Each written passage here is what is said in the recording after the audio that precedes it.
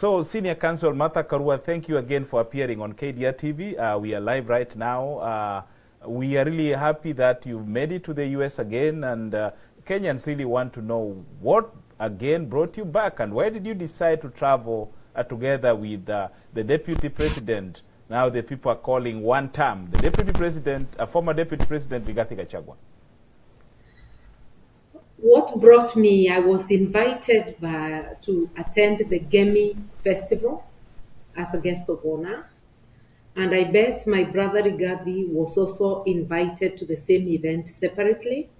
So we each traveled separately, met here, have attended the Gemi Festival. I'm on my way back to Nairobi tomorrow. He told me that he'll stay around. Around means within the United States for longer, maybe for a month. And he's accompanied by his wife, Pastor Dorcas Rigathi. So separately invited, separately traveled, but to the same event. Yeah. Thank you so much. So Kenyans are also asking, what has been your message to the Kenyan diaspora while in the US, especially in Seattle? I mean, we've seen the videos, we've seen some wonderful pictures, people dancing there, people are so happy. So what's your message? I mean, what has been your message to the Kenyan diaspora while in the US? The Gemi Festival was a fun event, but when we came on the first day, on the first activity was Friday evening, there was a dinner, and we were able to make our speeches there. And my message has been consistent to the diaspora that we need to sort out our nation. We need to clean up the mess. Thank you so much. And to do that, yes, go ahead. we need unity of purpose. And that's why as political leaders, we are coming back together. But we need not just leadership. Leadership is not enough to transform Kenya. Kenya can only be transformed by a combined effort of leaders and citizens themselves. And for us leaders, it's up to us to sell our ideology, to sell what we have for Kenyans, and to market our parties. The party I lead is known as PLP. Its colors are purple, the color of hope. And we are anchored on 5 pillars on what we would want to do for Kenyans. The number one thing is to restore discipline to the country. Discipline means the rule of law, following the rules that we have made for ourselves, which is the laws of Kenya, ensuring that there is an enabling environment for business, because once you follow the rule of law, there will be better governance. Ensuring that the economy works for everyone, not just for the ruling elite. A just economy that does not punish people, but taxes them as a form of contribution to the services they get from the government. Currently, what we are having is punitive taxation for Kenyans. The taxation is as extractive as during the colonial period. People with pay slips are unable to make ends meet. They can no longer feed their families, quite a number. If they had mortgages, they're being sold. If they have cars on loan, they are being repossessed.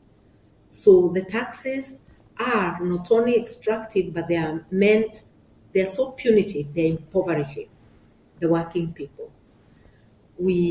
Yes, government needs taxes to give services, but those taxes, one of the principles of taxation is to tax people what they can afford, not to punish them by making them destitute and unable to cater for their basics. We need an economy that considers the local investor, not an economy that merely gives tax holidays to foreign investors. In Kenya, in my view, the largest investor is the SME sector. If you take them together as a block, they are the largest investor, investing billions of shillings. We have 7.4 SMEs, and that's a very, very large sector. If we invested in them, and a PLP or Martha Karua government would invest in the SMEs, would support them to do better, support them by providing market for those who are making things that the government, which is the biggest trading partner in any country, can buy, making sure things like furniture, things like hospital beds are provided by the SME sector. If we don't like their finish, then help them to get the equipment that will give you the quality you need. But we cannot talk of creating jobs when we are exporting jobs to other countries, because buying from another country is creating jobs in that country as opposed to yours. So the vision of PLP and Martha Karua is that investing in the SME sector will not only promote local entrepreneurship, but it's also a low-hanging fruit for creating jobs. Imagine if they expanded even just by one job or two jobs, that would be 15 million jobs, thereby alleviating the suffering of our youth. And that's just one of the ways. Agriculture is another very large sector. We need to emphasize on it so that we can be food secure. We ought not to be hungry with arable land. We should support our agriculture, focusing on the farmers and especially the small-scale farmer, making sure they get their inputs and making sure that the government also provides the market. You cannot compete with your farmers importing sugar, importing maize before buying from your farmers. Our policies sometimes is like are people bent on destroying themselves. We would also invest the taxes we get from Kenyans back to the critical needs of Kenyans. I believe in universal education from nursery school, which is the ECD, which is the lowest level, to university. And yes, we can fund this, consolidate all the funds for education to support free education in public institutions. Seal the leakages of all the monies we lose to corruption every year, the money abused and misapplied. We shall be able to fund education. The same with health. We in PLP believe in access to quality health from cradle to grave. Therefore, in all public institutions, ensure that we can deliver quality health services. And we start with the money allocated to health. It doesn't make sense to leave most of the money at the center with the national government while starving the counties which are providing money. I talked of the rule of law. To be able to do these things, we need to fight corruption. Because through corruption, we are losing so much money. Through misapplication, exaggerated tenders, and outright theft. In Kenya, even monies, borrowed monies, are being stolen even before they reach the consolidated fund. We have not a revenue problem. It is an expenditure problem. Where I like that, ma'am. Yes, go ahead. We do not have a revenue problem. Yes. It's an expenditure problem. Yes. Literally, it is fiscal indiscipline.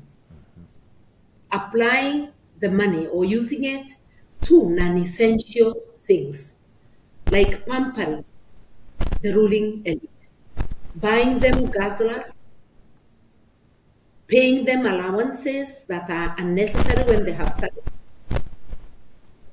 funding their excessive and unnecessary foreign and internal trips. If you think of the presidency, the ministers, you think of the National Assembly and the Senate, and then you think of 47 county assemblies, the 47 county governments, all competing to travel to benchmark. I do not know whether they benchmark bad practices because our governance has not improved or service delivery. So I'm saying these are the things we would prioritize, and of course, With good governance, even security becomes enhanced because everybody is doing their job, and those who do not do, the law is enforced real time and evenly across the board, not for some. So I've already given you my 5 pillars, which is rule of law and governance, economy, health and education, agriculture. And obviously security comes with it. Yeah. Thank you so much. And Go ahead. Go ahead, infrastructure is a given. Oh, sure. Oh, sure. Infrastructure means water, electricity. It means of roads, because you really cannot build an economy. You cannot even have agriculture or even school and good health services without infrastructure. Yeah. That is very Those are clear. the facts. Thank you Yeah. so much.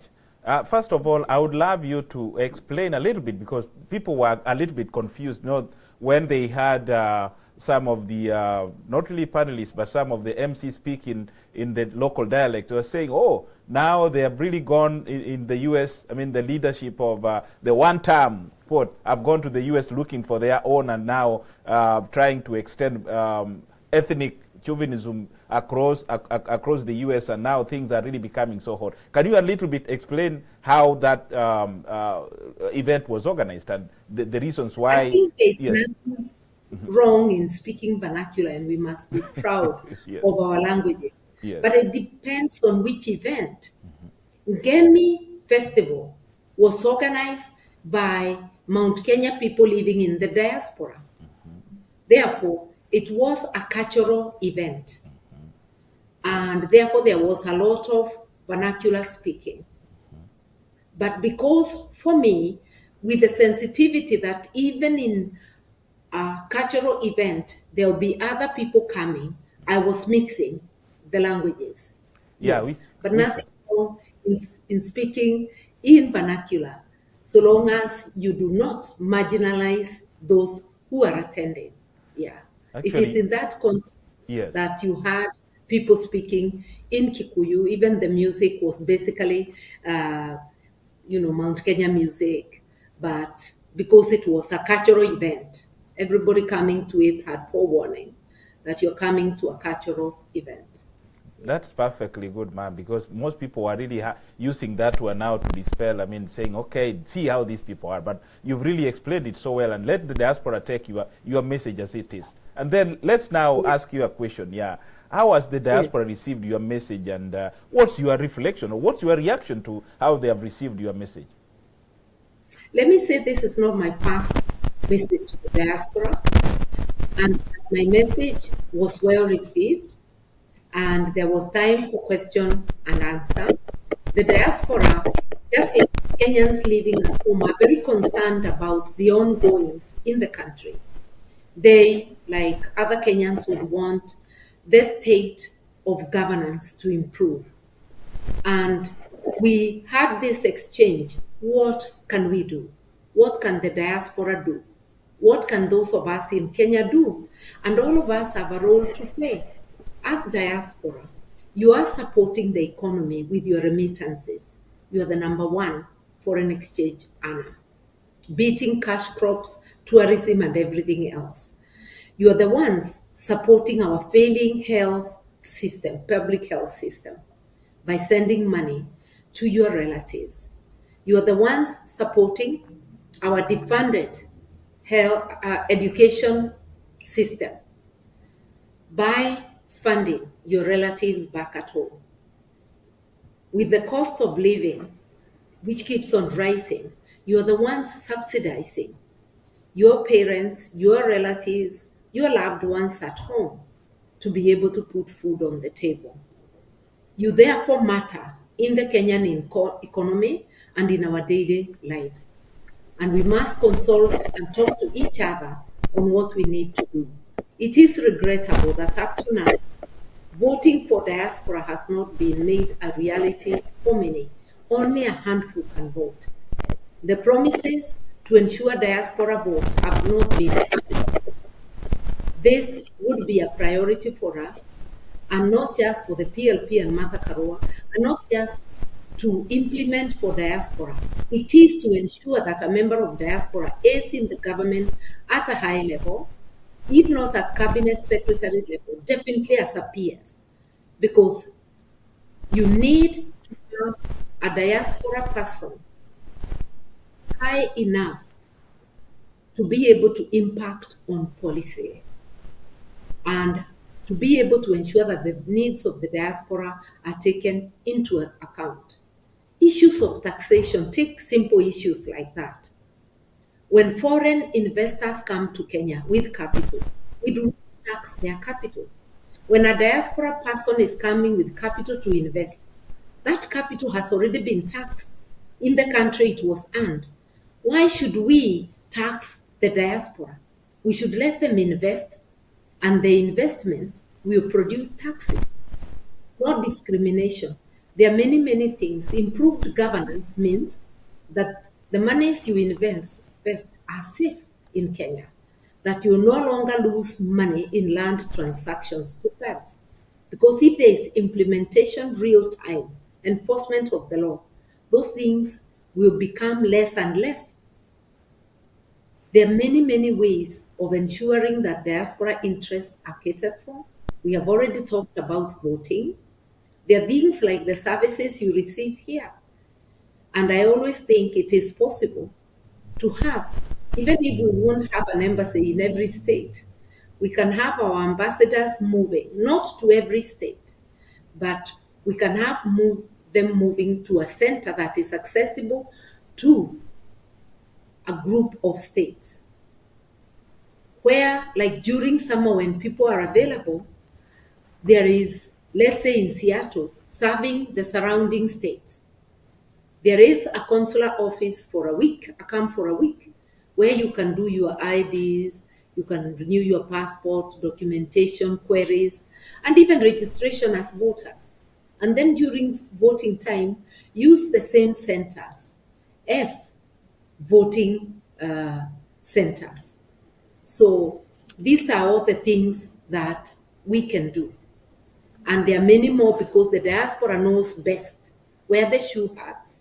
And that is why inclusion is one of the things we take very seriously, because our constitution in Article 10 on the principles, values and principles of governance, one of the key issues is inclusion. There is also transparency and accountability. There is community, there is human rights, there is human dignity, all those things that are in Article 10 and in other articles of the Constitution. These are things we take seriously. Thank you so much, ma'am. We would love to have you more than 30 minutes, but we were given by your team that at least you are rushing to a different function. So we really want to be very brief. We want to really be very brief, but you have a lot to tell us. So let us now focus again on the Gen Z. On the back of your, I mean, the camera has really focused something, Friends of the Youth. I don't know why they decided to choose that particular spot for you. If you look behind there is the Friends of the Youth. So we've really had a very big problem in Kenya about the Gen Zs getting abducted. The president really promising big. He speaks of wonderful words to the Gen Z, but each and every day our youths are getting killed. So what is really going to happen to the president right now that the Gen Zs are really, every day they are becoming very critical from your platform, the one-time platform are also criticizing him, but we are not seeing things actually change. Today I got a message that I need even to publish something about the DIG, Lagat, who is now back to the office. But there are people are claiming that he has really a very serious connection to the death of Mwalimu Albert Ojwang. So what is your message to the Gen Z, and what do you think they should do next? Because each time the government thought that if they threaten them with guns or threaten them with bullets, those kids are not going to the road. But each day they are ready to die. What's actually happening, Madam Martha Karua? My message to the Gen Zs and to Kenyans: do not give up. A luta continua. We must keep accelerating. Let your foot remain on the pedal. We've got to get this We've got to get our country back. We've got to get the government of the day to respect rule of law and human rights. Because where there is rule of law, you do not take away lives carelessly. Where there is rule of law, you do not interfere with peaceful protests by bringing state-sponsored militia to harm people, to burn property and to loot, and then blame it on the peaceful protesters. A lot of people have died. The recent Sabasaba demonstrations, the last count was 31, but those are the only ones that the Kenya National Commission on Human Rights was able to document. It's still continuing with documentation. We do not know how many more. So many have died in police custody since Albert Ojwang, the latest being Joki from Laikipia. How many more must die? We really cannot give up. And this is not a matter only for the Gen Zs. Hii ni generation zote. So those of us who are the parents of the Gen Zs, the grandparents, those of us who are their brothers and sisters, let us all rise up together to tell this rogue regime that enough is enough. And I heard William Ruto using those words, and I want to tell him, you are an employee. You do not have the luxury of using the words enough is enough. If enough is enough, pack your bags and go home. It is us, the employer, who can tell you, we've had enough of you. And you literally have been told that by the Gen Zs. I think I really must beg your leave because my time is up. Thank you so much. So our last question, Madam. I mean, you are aspiring to be the president. So our last question, because I would not love to leave without asking you this question from a majority of diasporans who really also want you to come to Minneapolis, our city, so that you can come and talk to them. We did send one of our technocrat, Professor Jeremiah, a man we really work so closely with, and he spoke a few minutes before you spoke. So people in Minneapolis really want you to come here. But before we end up the interview, if elected president, what steps would you do or decide to implement so that we can have a public trust to the institutions which will be working under you? Our last question. Bringing back discipline, and that is the rule of law, will definitely strengthen our institutions. And I like to remind Kenyans that when Mwai Kibaki came in, he didn't change any law. The constitution was done much later, the second term after the post-election violence. But demonstrating seriousness about better governance and fighting corruption made all Kenyans become partners in that enterprise. And Kenyans supported making Kenya a corruption-free country. And they were helping, even stopping the police from taking bribes, helping the government recover KICC and many other things. I would demonstrate seriousness in bringing back law and order to Kenya, strengthening institutions. We need to clean up the judiciary, but that doesn't mean we interfere. We know that when you look at the appointments of JSC, stop putting politicians there. Put people who are appropriate, people who have the skills, people who have no other commitment than to promote the rule of law. Do not make it just another place to park your supporters. These are the things. Looking at each institution, what do we do about parliament? Asking Kenyans, please elect good 6 leaders, not just the president. Your MCA, your governor, that's your county government. And they do a lot for you. And a president, however good, will not come and run the county. Elect a good woman rep, a good senator, and a good constituency MP. Finally, elect a good president, and you're just looking at one. I promise I'll do it for Kenya. There's no other reason I'm in politics at this stage of my life.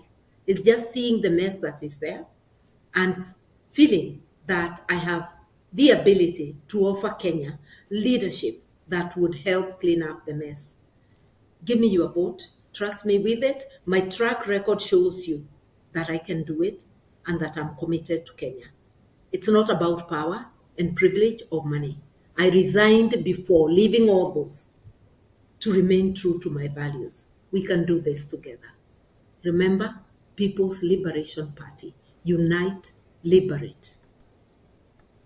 Thank you so much, ma'am. We won't continue with that one. So we've come to the close of our interview. So till next time, thank you. Na wakati mwingine tutaendelea kuwasiliana. Thank you so much. But you didn't say something about coming to Minneapolis, but that one I'll leave it for the next time. I will. Before the end of the year, I bet I will. Tigarabuya omweri. Thank you Talking so about Vanaki. Thank you so much. Thank you so much. Thank you. Thank you. Thank you. Bye. Thank you. Thank you. Bye.